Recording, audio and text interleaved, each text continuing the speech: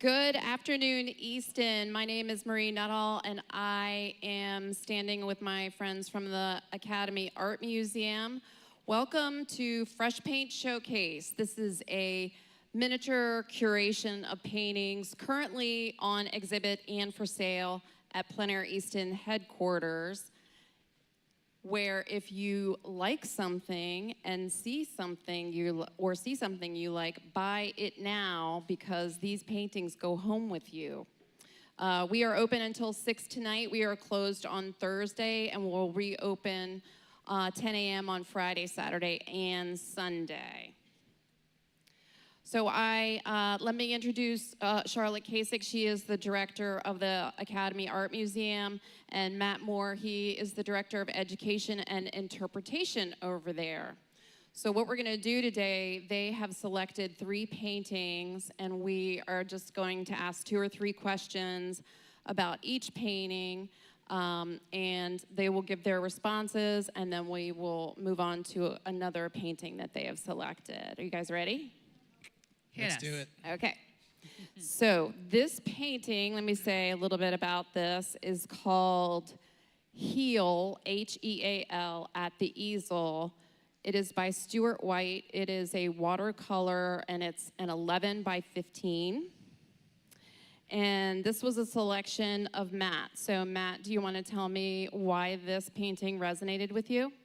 Yeah, the first thing that struck me about this painting is the fact that there's a figure in the painting that is also painting the same subject, the boat, or it seems to be the boat. So it's a very meta painting, and that is why I picked it. That is the thing that struck me as interesting. Very good. I didn't even notice the subject matter of the canvas is indeed the same subject matter. That's very cool. Is there another little mini guy in there? No, he didn't go that deep. I don't think so. Oh, that'd be nice, huh? So my first question, what does this painting do that feels bold or unexpected, especially from an unfamiliar medium? Yeah, I mean, I think the fact that it's meta and it's referencing a plein air painting is the thing that's bold about it. And it's definitely something that I also, try to do with my work as well, which is embed sort of like layers of information and, create a conversation with the viewer in that way. So that's what I really love about it. I also love the composition and the sort of color palette that's being used. And yeah, it's a really beautiful painting, but it really is that, that detail of including the figure in there that really caught my attention. Yeah, it's kind of like you're going into the vortex, right? Like how much further deep does this go? It's like the Matrix. Right. I love it. Let me ask, either of you can answer. Do you sense that this artist with this style is taking risks? Definitely. I think it's risky. When I looked around the room, you don't see a lot of figures in the painting. This is true. And so the figure takes up a pretty big space in the painting, and so I think that is risky in this case. Yeah. Yeah, it is very unusual as you look around this room to find humans there. Right. And it's I never really noticed that sort of Edward Hopper quality about a lot of these, where they're sort of like it's devoid of human, although clearly human impact is involved in many of these pieces. True. So having the figure there sort of creates a protagonist, if you will, right? Mm-hmm. Right. Yep. Mm-hmm. Can I mention something else that Please, also occurred after I picked the painting? I picked the painting just based on looking at it, and then I was standing there looking at the person's name that painted the painting, and I had just entered that person's name on our website because they're teaching a class at the Academy Art Museum. It's Drawing Fundamentals, Stuart White. I think it was in October. Please take that class because clearly he's killing it. So. He's a master, right? He's a master. Isn't that a fantastic we're segue? We're offering a class with this painter. I swear to you, this was not planned. It actually just happened. You did actually choose this painting devoid of that, and then realized afterwards. I truly did. So this isn't like I truly did. Just pure advertisement. Yeah. Yeah. What had to go back and double check. Okay, real quick, if this painting were hanging in your house, where would it be? Ooh, good question. Wow. Not the bathroom. I would never. I'm thinking hallway, to be honest with you. I've got a really nice, you have to kind of know my house, but I've got a nice hallway with some really nice wall real estate, and I've got some cool work there, and I'm thinking, my living room is photography. I'm biased, I'm a photographer, so it's gonna be hallway. Yeah, all right, I love it. Ready to move on to number 2? Let's do it.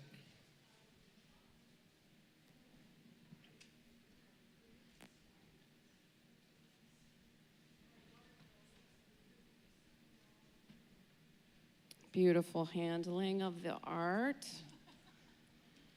She's hired. We're hiring art handlers at the By Academy Art Lori. Museum. She's a Our pro. She's a pro. Primo volunteer here, thank you. Yes. Which one is this? Oh, this is my pick. Okay. This is your choice, Charlotte? Yeah.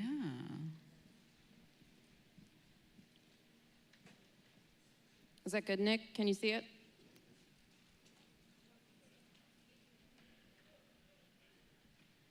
Are you good? All right, Charlotte, tell us why you selected this painting. Okay, well, sometimes when you live in Easton, Maryland, you hope someone will depict something that you recognize, or maybe something that's like around the corner from your house, perhaps. Right. And this is right around the corner from my house. It's this decrepit farmhouse that every time I go by it, I'm wondering why no one lives in it, because it's beautiful. It's situated back in the field with like the one beautiful tree and this wonderful meandering little driveway, but it's falling down.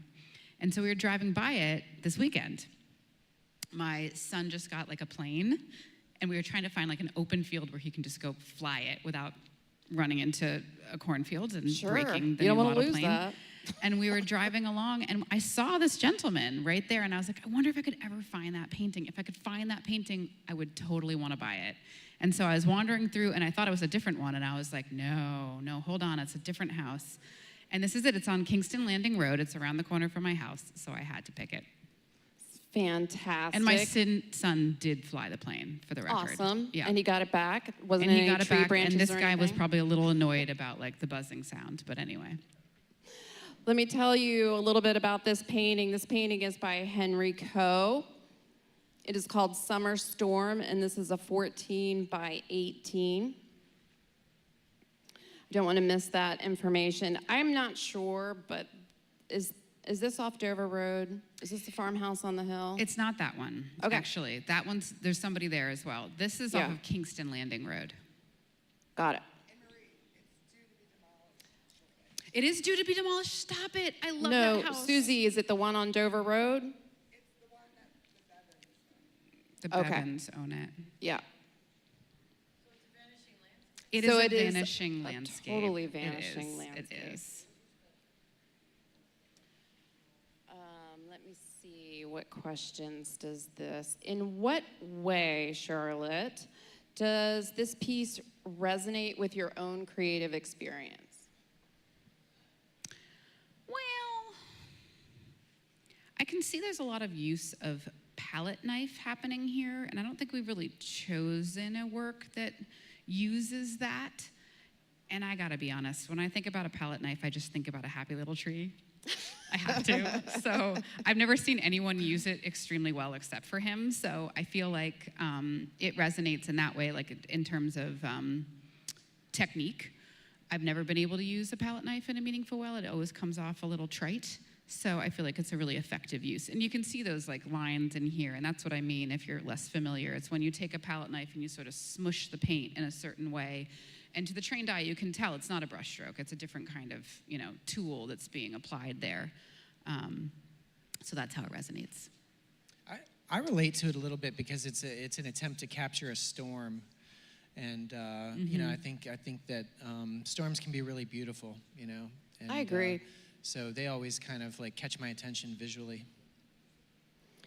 Yeah, sometime we should unpack my storm experience driving home from Paint Tillman. Oh my gosh.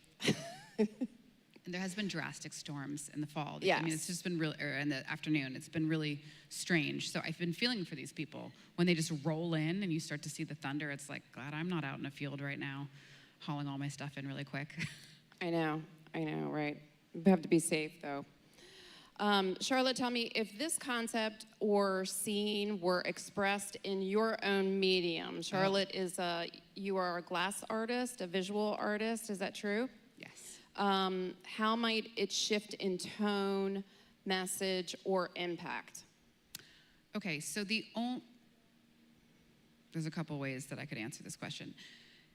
In the world of glass, which is my media of choice, I typically, if I were going to try to depict something representational like this, would have to use a cameo technique, which is where you have a black piece of glass and you put white powder on top, fuse those together, and then you engrave through the white to reveal the black, right? So it's an erosion process. It's an intaglio process. And so the way that it would differ is that for me to get these darks, I would have to erode through the white glass on top to reveal the black glass on the bottom. So this part would be like the top. It's a really fun sort of reverse process. It can really kind of mess with your mind when you're trying to do it. It's almost like when people start with a black page and use white chalk. Mm-hmm. It's like the exact opposite of what you're usually doing with a white page. The negative space. Right. So it takes a lot of reverse thinking, and I end up using a lot of photographic processes, frankly, to be able to picturize. So I probably would turn it black and white first, and then work from it in that way. Yeah. Some people can use powders to paint on glass, and they probably could get the same sort of colors that are happening here, and it ends up sort of, dreamy and yeah, so that it would look very different, but I could see it working. Nice. There's an incredible artist named April Sargent that would pull this off very well. Look her up. I love that. I love hearing that. Let me see. Charlotte, if you were to give this, and Matt, you can answer this too. If you were to give this painting as a gift, who would you give it to? My son, because he flew a plane over it as it was being painted. There you go. I think you should do that, actually. I'm going to give it to my son. Yeah. Okay. Zoran, this is more expensive than that plane. Just gonna leave it at that. It's an investment. It's an investment in his appreciating future. investment. Yeah. I would keep it. I love old houses, and it'd be hard for me to part with this painting. I do too. So, yeah. I do too. Yeah. All right. Wonderful. Let's move on to number 3. So number 3 we chose together. We did, yeah. Do you want to talk about that at all? On a whim. On a whim. For a very particular reason. Mm-hmm. Oh, I can't wait to I think hear it'll be this. revealed pretty quickly when everybody Yeah. sees it. We can probably set it up by saying when you look at most of the paintings around this room, they're really idyllic, right? And they're really showing, they're cropping our world in such a way where it feels nostalgic. It's like looking to the past. You don't see Nick, a lot are you of good? modern technology. You don't see a lot of, modernity within it. It's very much looking back and devoid of humans, and this piece does something different. Well, it's devoid of humans, and it is also devoid of porta potties. There's really not enough porta potties in these paintings. Right, actually. it's true. Plein air is not, yeah. It's not a typical subject matter Nope. that you see, and I really think there should be more porta potties, because Yeah. if you look at the world, there are actually a lot of porta potties out there, but they're not represented in painting, which I just feel is kind of a tragedy. Well, now tell me this: would it be possible to lump, say, like trash bins and dumpsters in Yeah. with porta potties or Yes. portalets? Sure. Portalets. Sure. Charlotte introduced us to the word portalets. Everyone, we're Where going to start I'm using from, that from Charlotte- now We on. Charlotte's use from portalets. Vermont. We don't use porta potties. People in Vermont are very fancy. They don't use Sophisticated porta people potties. say portalet. Right, but I mean, I think this is part of the infrastructure of society that you don't see in these kinds of paintings typically. Yeah, dump trucks. It's the contemporary landscape. It is the That's contemporary what we landscape. interact with. Yeah, dumpsters also, but porta potties, you know? And it speaks to the fact that, sometimes there are porta potties in the alley. Sometimes Yeah. there's trash, Yeah. It's not all fun and games in the front and trash in the back. Okay, if I could go on my own little rant for a second. You often see porta potties around construction, right? So it also, to me, starts to talk about progress, talk about these changing landscapes, talk about the fact that these landscapes are changing drastically right in front of our eyes. I've only lived here for 6 months, and I can see it happening really actively. And so I think, I don't know, that's what this reminds me of. Sure, why not? Yeah, it's another vanishing landscape because porta potties are temporary. But it's also representational of change because it wouldn't be there just for no reason. There's a reason that it's there. Right. Usually because change is happening close by. Correct. Yeah. And it's a utility that's needed. Yeah, Absolutely. could be. Yeah. Absolutely. You didn't think that was going that way, Plein. Yeah, you guys didn't know all that was going to happen just because of this porta potty. Let's talk about the risks that this artist is taking with this. Yeah, definitely Like, some do you risks. think that this is supposed to have a little sense of humor or? It's hysterical. It's funny. It stopped me in my tracks. It's a funny painting. It's a funny painting. Yeah, I mean, it's a great. strong painting visually, right? And the porta potty really pops out because of the color. But it's also funny, and it's always risky to put a little humor in your work. And Potty I think humor? Potty humor, yep, why not? And I really appreciate that about this work. I mean, also they've chosen to do things like put in the electrical lines, Yeah. which is something I haven't seen in a lot of other pieces. And also, you asked about the other painting where I would hang it in my house. Oh, here we go. Well, that was a given. I mean, that was totally the I feel follow-up like, here. right? He's laughing. He knows. yeah, I yeah. can hang this in the bathroom. Yes, he can. That's Right? okay. Yes, he can. Yeah. If it's a nice bathroom, I can hang it there. What other? That would be very meta of you, Matt. It would be very meta, which brings us back to the first painting, which I picked because it was meta. Can you tell we've done this 3 days in a row? Yeah, we're just catching. We just had a full circle moment. Yeah, we did. Just like that. I'm kind of sad this is our last day doing this. Me This too. has been really Yeah. fun. I know. I'm gonna come back tomorrow, even if We have kicked you're not it. here, Yeah. and talk about paintings. I am not going to be here, and we're not going to be able to let you in tomorrow. Could you leave a mic for me to just, yeah. We'll let you stand outside. Oh, who's the artist? Oh, I'm sorry. We were Good yammering question. all about Yeah. enjoying each other. It's a Freeman. good question. Freeman Dodsworth. Cool. It's one of those last name, first names people. And it is called Down the Line. It is an oil painting, and it is a nice size 12 by 12 that will fit even in the smallest bathrooms, even in my little tiny bathroom. It's a good powder room piece. Yeah. Yeah. $525.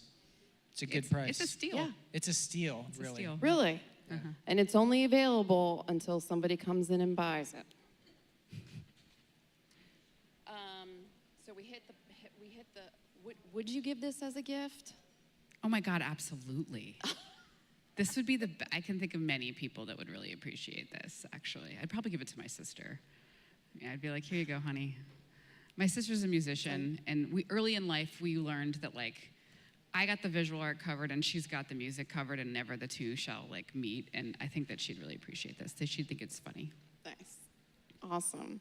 Well, thank you so much for coming out. This has been great fun, and we hope to see the public on Friday here at 10 a.m. if you're interested in any of these paintings or any of the exhibit here. This place is going to explode with art tomorrow as all the artists check in the work that they've been doing all week long, as well as their competition pieces. Signing off from Plein Air Easton. My name is Marie Hall. Take care. Have a good afternoon. Thanks, Marie. Bye-bye.